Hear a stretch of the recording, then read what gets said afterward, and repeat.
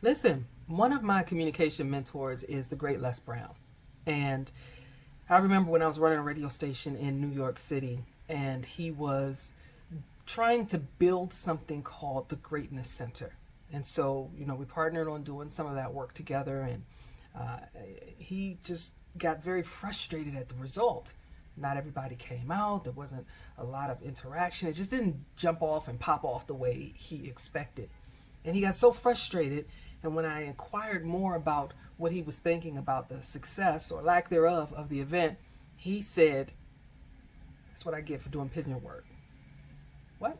That's what I get for doing pigeon work. Don't do pigeon work. He looked me in my eye and said, "Don't do pigeon work." What does that mean? Well, it wasn't up to his standard. He knows how it should have been executed to get the result that he wanted to get. He knows what needed to be put in place to be able to speak to the people who could hear his voice and be motivated and moved by it and willing to do the work behind it. He knew what needed to be done to hit the standard that he, as the great Hall of Fame speaker he is, Les Brown, he knew what needed to be done. And that wasn't up to his standard. That was pigeon work. You see, pigeons, there's a lot of them. And they're all over the place. And they're going to pick at stuff that's easy to pick at. There's some food on the ground, we're going to pick at that. It's a lot of folks. And they're willing to do the easy thing. And it doesn't matter if it's in the middle of the squalor in a ditch or if it's, perched on something that's just convenient for the moment. Like, they're not willing to be at a standard that an eagle can fly at. They can't go as high.